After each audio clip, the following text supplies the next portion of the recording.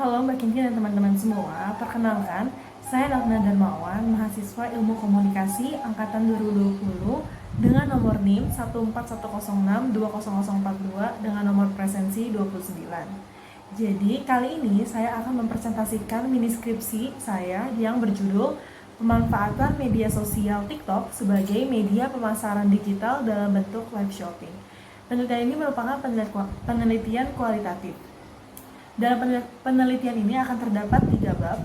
Yang pertama adalah pendahuluan, yang kedua adalah kajian literatur atau landasan teori, dan yang ketiga adalah metode penelitian. Pada bab pertama akan dimulai dengan latar belakang. Apa sih yang melatar belakangi penelitian ini? Jadi, pandemi COVID-19 yang melanda dunia selama kurang lebih 3 tahun membuat komunikasi antar masyarakat berubah dengan drastis. Dari yang awalnya kita bertatapan langsung, tapi karena adanya pandemi, interaksi yang dilakukan lebih berfokus pada teknologi media elektronik seperti telepon. Sebenarnya penggunaan media elektronik sudah dituntut untuk dilakukan oleh masyarakat sebelum adanya pandemi ini, untuk mempermudah dan membantu meringankan aktivitas sehari-hari seperti berkomunikasi satu dengan yang lain. Penggunaan media elektronik sebenarnya juga tidak terlepas dari perkembangan teknologi yang kian meningkat, khususnya pada era industri 4.0. Penggunaan media elektronik ini memunculkan media baru. Menurut Maxwell, media baru adalah seperangkat teknologi baru seperti kabel dan satelit, miniaturasi, penyimpanan, pencarian informasi, penyajian gambar dengan kombinasi gambar dan grafik, serta pengendalian komputer yang dapat membantu menyebarluaskan informasi kepada masyarakat. Salah satu bagian dari media baru adalah media sosial. Media sosial adalah seperangkat aplikasi berbasis internet yang berlandaskan pada ideologi dan teknologi Web 2.0 sehingga memungkinkan penciptaan dan pertukaran konten oleh penggunanya. Berdasarkan data dari We Are Social, masyarakat Indonesia pada masa kini sudah banyak yang menggunakan sosial media. Terbukti pada Januari 2022, pengguna media sosial di Indonesia mencapai 277 juta orang dan meningkat 12,35% dari tahun 2021. Media sosial sendiri dapat dimanfaatkan sebagai banyak hal, seperti mencari informasi, media hiburan, media komunikasi, dan lain sebagainya. Salah satu manfaat media sosial yang mungkin kita rasakan adalah sebagai media promosi. Manfaat media sosial sebagai media promosi dianggap efektif karena promosi lewat media sosial tidak mengeluarkan biaya apapun. Ada beberapa media sosial yang berkembang dan digandrungi oleh masyarakat Indonesia seperti Instagram, Twitter, Facebook, WhatsApp, dan lain sebagainya. Salah satu media sosial yang sangat digandrungi adalah TikTok. TikTok dilansir dari website resmi www.tiktok.com. TikTok adalah salah satu media sosial yang menyebarkan konten berupa video berdurasi pendek. TikTok sendiri telah diunduh sebanyak 500 juta kali di Google Play Store. Pada masa pandemi, kepopuleran TikTok mulai melejit selama masa pandemi. Padahal, TikTok pada tahun 2018 sempat diblokir oleh Kominfo. Namun, sekarang kehadiran TikTok di Indonesia menjadi tren baru dan menjadi budaya populer yang digemari oleh masyarakat Indonesia. Kemelejitan dan kesuksesan TikTok sendiri pada dasarnya tidak dapat dipisahkan dengan kecepatan arus informasi yang ada pada masa kini. Selain itu, TikTok sendiri menyasar seluruh kalangan dan golongan masyarakat tanpa terbatas kelas sosial, sehingga dampak yang dihasilkan pun semakin besar. Salah satu fitur pemasaran yang ada pada TikTok adalah live shopping. Pada penelitian yang dilakukan pada marketplace dan e-commerce, dipercaya live shopping mampu meningkatkan kampanye pemasaran. Kelebihan live shopping sendiri adalah pemasaran menggunakan live shopping dapat memberikan informasi produk yang jelas kepada konsumen. Selain itu, live shopping juga dapat meningkatkan minat pembelian. Strategi pemasaran live shopping sendiri dapat memberikan sebuah pengalaman berbelanja yang lebih menarik karena pembeli dapat melihat fitur-fitur secara langsung dalam live streaming dan bukan hanya melihat dari deskripsi produk yang belum jelas kualitasnya. Berdasarkan uraian tadi, saya tertarik untuk mencari tahu bagaimana pemanfaatan media baru TikTok sebagai media pemasaran digital, khususnya dalam fitur live shopping. Selanjutnya, fokus penelitian pada penelitian ini adalah untuk meneliti bagaimana pemanfaatan TikTok yang merupakan salah satu bentuk dari media baru, yaitu media sosial, sebagai media pemasaran digital, khususnya dalam fitur live shopping. Tujuan dari penelitian ini adalah untuk mengetahui bagaimana TikTok dimanfaatkan sebagai media pemasaran digital oleh para pelaku usaha untuk memasarkan produknya, sekaligus membahas kelebihan, kekurangan, kemudahan, dan kesulitan yang dihadapi pelaku usaha dalam memasarkan produknya lewat TikTok. Lalu ada pemanfaat penelitian. Yang pertama, manfaat akademik, yaitu untuk penelitian selanjutnya. Penelitian ini diharapkan mampu menjadi referensi untuk penelitian selanjutnya dan untuk pengembangan ilmu pengetahuan. Lalu ada manfaat praktis. Yang pertama, untuk pelaku usaha. Penelitian ini diharapkan mampu berguna bagi para pelaku usaha sebagai pertimbangan sebagai informasi dalam memasarkan produknya di media sosial, khususnya TikTok. Lalu yang kedua, untuk masyarakat. Penelitian ini diharapkan mampu berguna bagi masyarakat untuk dapat lebih mengetahui fungsi-fungsi media sosial dan dapat memanfaatkannya secara maksimal dan bijak, terkhusus media sosial TikTok. Adapun konsep yang digunakan oleh penelitian ini, konsep yang digunakan adalah konsep komunikasi pemasaran, sementara teori yang digunakan adalah teori media baru. Selanjutnya adalah kajian literatur. Jadi ada beberapa penelitian terdahulu yang meneliti penelitian yang hampir sama dengan penelitian yang saya lakukan. Yang pertama adalah penelitian yang dilakukan oleh Kris Wardana Bayudewa dan Lina Ayu Safitri dengan judul Pemanfaatan Media Sosial TikTok sebagai Media Promosi Industri Kuliner di Yogyakarta pada masa pandemi COVID-19. Studi kasus akun TikTok Java Foodie. Penelitian ini menyimpulkan bahwa akun TikTok Java Foodie mempromosikan kuliner-kuliner Yogyakarta dengan menggunakan metode storytelling, sehingga isi pesan dapat tersampaikan dengan baik kepada penonton. Hal ini menjadi efektif pula dengan dibalur komedi dan background music yang tren di TikTok, sehingga dapat menggait 74.200 pengguna, disukai 10.300 pengguna, dan dibagikan sebanyak 138 kali. Penelitian selanjutnya dilakukan oleh Yani Sri Mulyani, Taufik Wibisono, dan Agung Baitul Hikmah dengan judul Pemanfaatan Media Sosial TikTok untuk Pemasaran Bisnis Digital sebagai Media Promosi. Penelitian ini menyimpulkan bahwa toko @rnf_creation telah memanfaatkan media sosial, yaitu Instagram dan TikTok, dan hal tersebut meningkatkan brand awareness dan pengikut media sosial. Selain itu, penggunaan media sosial juga dapat mencakup banyak orang untuk dapat melihat produk yang dijual. Terakhir, media sosial dapat meningkatkan pendapatan per bulan. Penelitian selanjutnya dilakukan oleh Ita Suryani Liliana, Muhammad Handar, dan Ratnasari Eka Suci dengan judul penelitian Pemanfaatan Media Sosial sebagai Media Promosi bagi Radio 93.9 FM.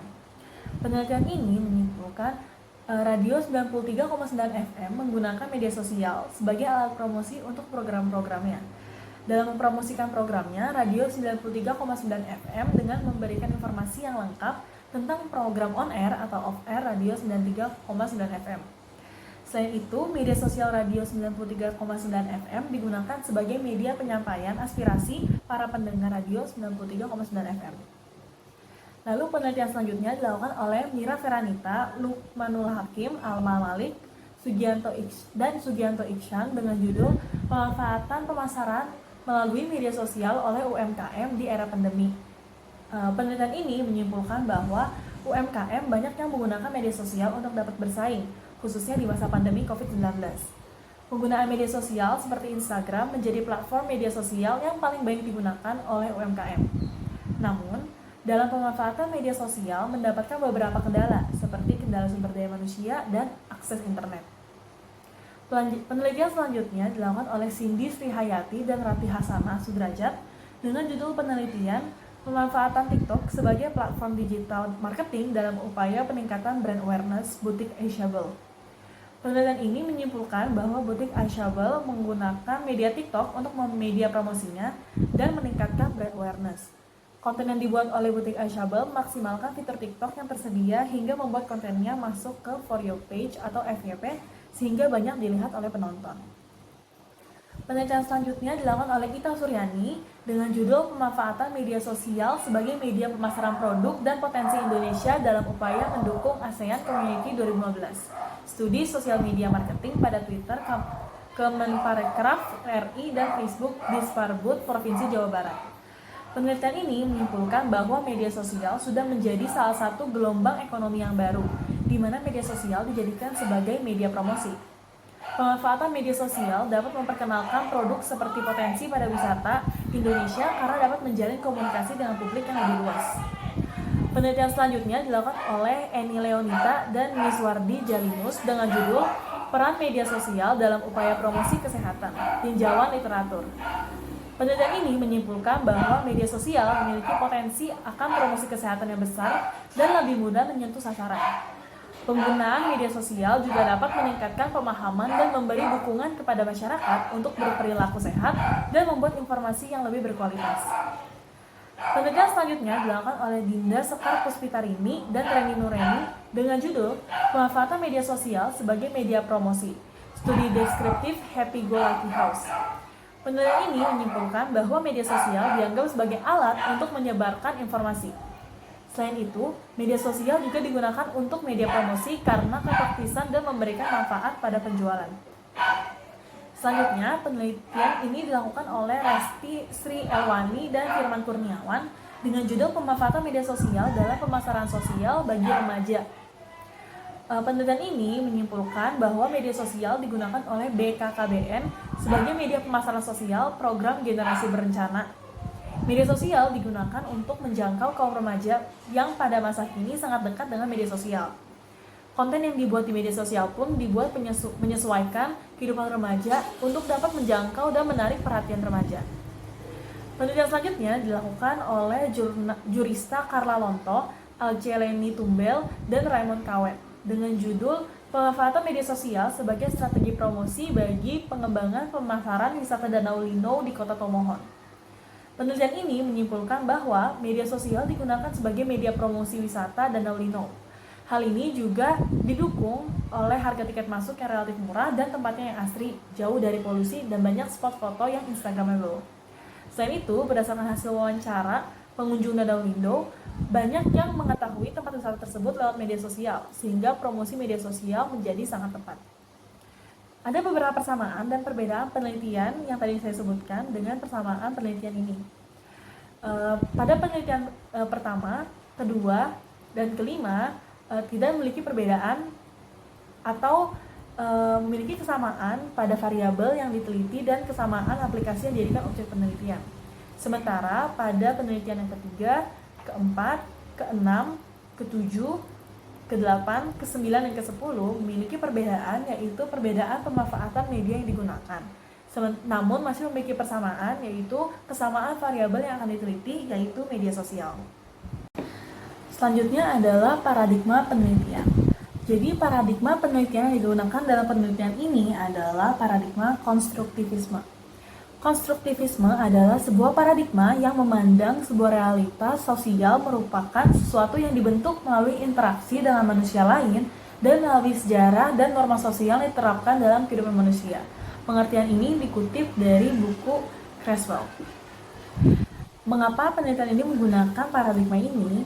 Karena jika kita melihat judul dari penelitian ini, yaitu pemanfaatan media sosial TikTok sebagai media pemasaran digital dalam bentuk live shopping, dapat disimpulkan bahwa penelitian ini mempelajari tentang bagaimana pemanfaatan media sosial dari awalnya digunakan hanya sebagai media komunikasi, sekarang menjadi salah satu media promosi dan pemasaran. Perkembangan ini tentulah merupakan sebuah perjalanan historis dan pergeseran budaya dalam dunia bisnis yang memunculkan media promosi baru dalam industri bisnis. Sehingga, menurut peneliti sangat tepat jika penelitian ini menggunakan paradigma konstruktivisme untuk menjelaskan perubahan dan perkembangan pada masyarakat yang menyebabkan manfaat media sosial menjadi berkembang. Selanjutnya adalah pendekatan penelitian. Penelitian ini menggunakan pendekatan kualitatif. Pendekatan kualitatif adalah aktivitas yang telah disituasikan yang menempatkan peneliti dalam dunia. Penelitian kualitatif merupakan penelitian yang meneliti objek sebagaimana adanya dan mencoba untuk menafsirkan fenomena yang diberi makna oleh manusia. Pengertian ini dikutip oleh dari buku Creswell. Selanjutnya adalah metode penelitian. Penelitian ini menggunakan metode fenomenologi. Fenomenologi menurut Creswell adalah pendekatan yang mencari tahu arti dari fenomena yang dirasakan langsung oleh orang banyak. Pendekatan ini menjelaskan apa yang dimiliki oleh partisipan secara umum untuk menggeneralisasi sebuah fenomena. Fenomenologi fokus pada bagaimana masyarakat mengalami sebuah pengalaman menurut Van der Stoep dan Johnston. Mengapa penelitian ini menggunakan metode fenomenologi? Karena pendekatan fenomenologi dapat menjelaskan fenomena pemanfaatan media sosial TikTok sebagai media pemasaran digital dalam fitur live shopping yang marak digunakan oleh pelaku bisnis sebagai media pemasaran yang baru. Selanjutnya adalah teknik penarikan informan. Menurut Uma Sekarang dan Roger Bogie, ada dua teknik penarikan sampel, yaitu probability sampling dan non-probability sampling. Dalam penelitian ini menggunakan non-probability sampling, yaitu purposive sampling. Menurut Sekarang dan Bogie, purposive sampling adalah suatu cara penarikan informan di mana peneliti telah menentukan informan yang dapat memberikan informasi yang dibutuhkan dalam penelitian. Selanjutnya adalah metode pengumpulan data. Metode pengumpulan data yang digunakan dalam penelitian ini adalah metode wawancara dan observasi. Wawancara, menurut Sekarang dan Bogie, adalah sebuah percakapan yang terarah dan memiliki tujuan tertentu antara dua orang atau lebih. Jenis wawancara yang digunakan dalam penelitian ini adalah wawancara terstruktur atau wawancara yang dilakukan dengan susunan pertanyaan yang jelas dan sistematis sesuai dengan kebutuhan penelitian. Observasi, menurut Sekarang dan Bogie, adalah metode pengumpulan data dengan melihat, merekam, menganalisis, dan menginterpretasikan sebuah kebiasaan, aksi, atau peristiwa. Jenis observasi yang digunakan adalah observasi tidak terkontrol, atau salah satu jenis observasi di mana fenomena yang terjadi di lapangan adalah sebagaimana mestinya atau tidak dibuat-buat. Keputusan penggunaan wawancara dan observasi dalam penelitian ini dikarenakan pentingnya mendapatkan data primer untuk menguji fenomena yang terjadi di masyarakat secara nyata supaya dapat memberikan hasil yang faktual dan umum. Selanjutnya adalah metode pengukuran data. Pertama ada keabsahan data. Dalam penelitian ini dilakukan beberapa hal untuk menguji keabsahan data, yaitu triangulasi data. Menurut Benzin dan Lincoln, triangulasi data mengacu pada kombinasi sumber daya yang berbeda yang diperiksa pada waktu, tempat, dan orang yang berbeda.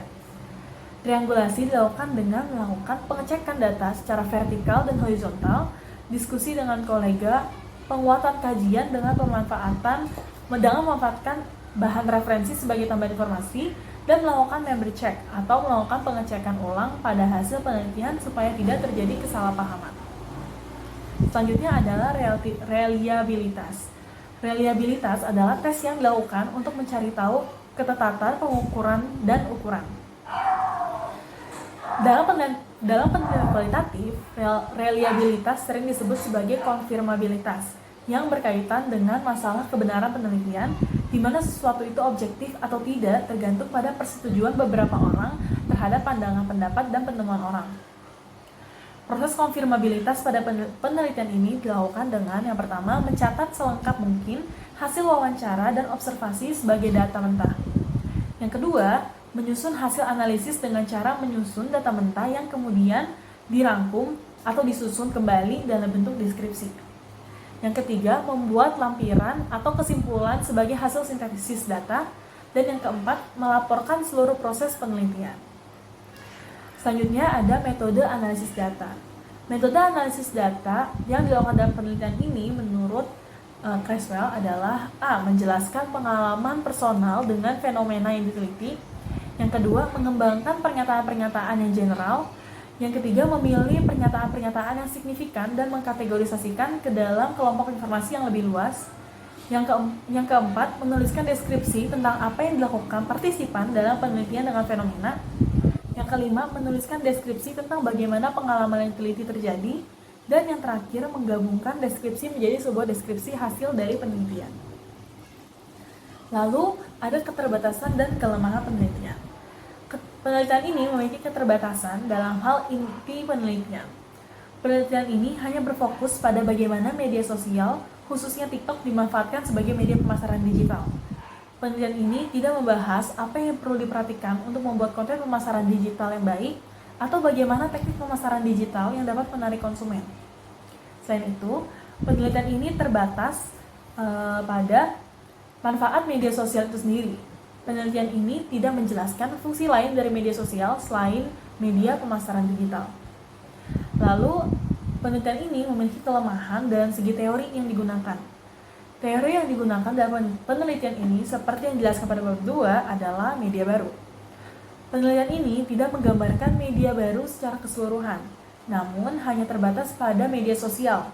Selain itu, penelitian ini tidak dapat menggambarkan manfaat dari seluruh media sosial yang ada dari segi pemasaran digital, sehingga tidak dapat membandingkan pemanfaatan media sosial yang lain sebagai pemasaran digital. Sekian presentasi dari mini skripsi saya. Terima kasih telah mendengarkan.